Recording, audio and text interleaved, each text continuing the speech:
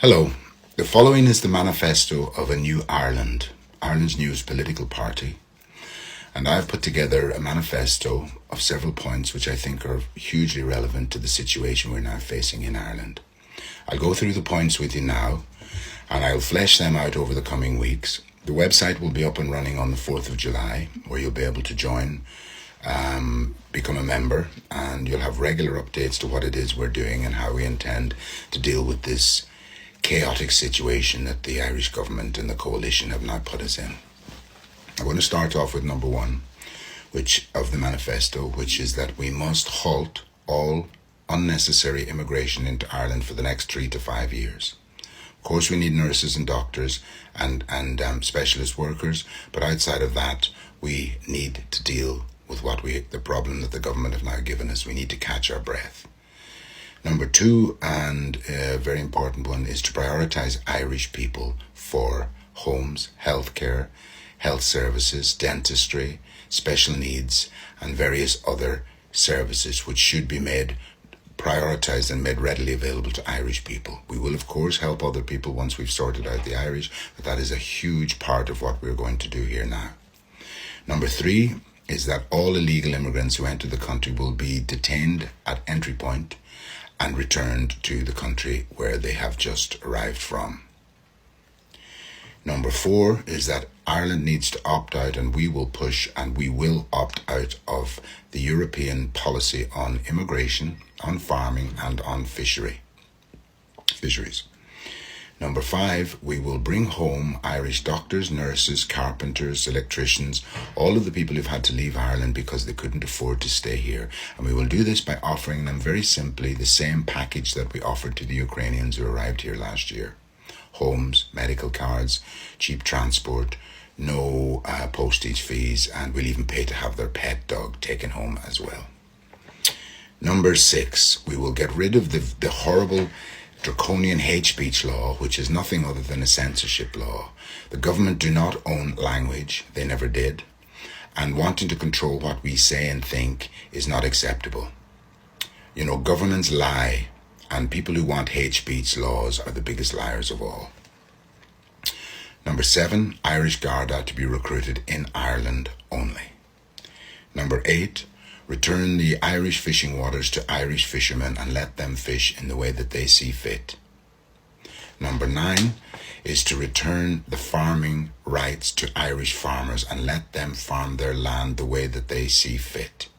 Turning Irish potential food sources into wetland to prioritise butterflies over the Irish people is an insane idea. Number 10, we will give a voice to all legal, legitimate immigrants in Ireland, support them, and with the understanding that they've come here legally, that they contribute, that they understand our culture, that they want a safe place for their children to grow up, and these people must be protected and not thrown in together with the illegal immigrants, which is what the government is currently doing, and that is very unfair on them, and they are very, very angry. Number 11, disallow any and all politicians from becoming members of the WEF. The WEF is an enemy of the Irish people, and they want nothing other than to make us dependent on them from whatever part of Europe that we hail. These are unelected officials that have no right to dictate to us how we should live, how we should fish, and how we should farm. And they want to make us dependent on them because that's where the control comes in. Where the dependency is, the control is.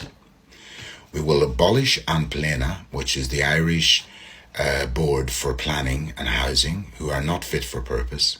We've watched over the years as these organisations have become emperors who decide when and where people can live and where they can't live. And there are modular homes readily available now that can be set up in a week or two that are beautiful, beautiful homes between 30 to 50,000. And this boarding, the people who run these services tell you can only have a house if you have 350,000. Well, that is a lie. And this organisation needs to be shut down and replaced by a forward-thinking, modernised look at how we house people in Ireland. Number 13 is we will restructure social security payments so that people who avail of it fairly and rightly, the help is there when we need them, but it also, the days of getting money for doing nothing have to end. That is taking away people's rights to work, to achieve, to fulfill their potential. And that's what the government have done. By handing out free money to anybody and everybody, they're destroying people's self-esteem. Number 14, and the last one on our current manifesto, is to take the money that we're currently using on the failed drug war and invest that money into finding out how are these drugs getting into Ireland. We're a small country. We've just been named as having one of the highest rates of death through overdose. This has to stop. So I would ask you to support a new Ireland. We are currently recruiting people, the best people in the country, to come and on board with us. And there are some incredible, clever, smart, intelligent, articulate people who are jumping at the opportunity to step in and to help the country before it is too late. This current situation that the Irish government have put us in means that we are technically becoming strangers in our own country. And the very idea of our culture and heritage is something they now want to make us ashamed of. You can have a European flag, you can have a pride flag, you can have a Palestinian flag, but you can't, according to them, have a tricolour, the Irish national flag. So I would ask you all, do not be ashamed of your culture and heritage. This is Ireland.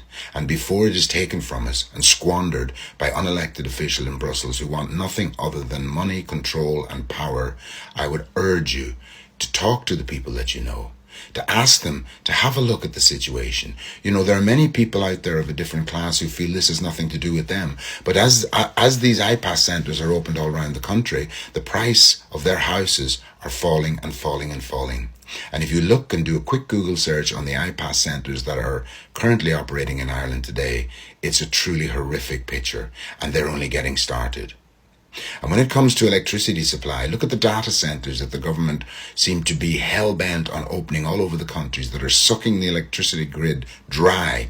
Each data centre could give enough electricity for 300 to 400 houses at the very lowest point. So you can increase on that when you look at the size of them, and there's hundreds more planned, and we've been told, do your washing at 3 o'clock in the morning to save electricity. The Irish government and the opposition parties in Ireland have lost their minds. They've lost sight of the people who are paying their wages. They've lost sight of their role as protectors of Irish people.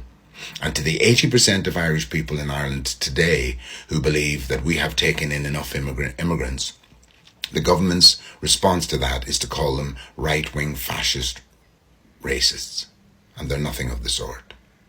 A new Ireland will be a centre-right party, and for that we're proud, because in this day and age, to be protective of your town, of your family, of your children, apparently makes you right-wing. So there you have it.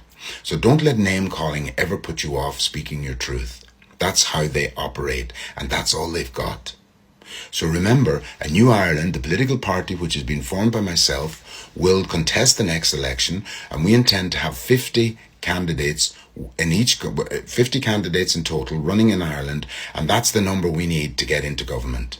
And the Irish government, as they currently stand, have cheated, lied, stolen our heritage and our culture, and we are being called names because they know that we are onto them. We have a community here on TikTok that reaches much farther and wider. Now, I stick exclusively to TikTok because that's what I am capable of doing. I'm not so tech savvy, but I'm seeing that these videos are reaching millions of people. Now, people are sharing them on their own platforms, on Facebook, on YouTube, and all over the place. And that's exactly what we need. We need the Irish people to become aware that unless we have a centre-right government that comes in and stops this madness, then we will lose our country forever. We have towns like Cork, which has changed beyond all recognition. You know, Cork used to be an Irish town. It is not any longer. And this is not against people genuinely coming here, but the government are weaponizing our compassion and using it against us. So remember, a new Ireland, the newest political party in Ireland, and we will endeavour to make sure that Irish people are prioritised, listened to, respected, and given the fair treatment that they deserve in their own country. Thank you.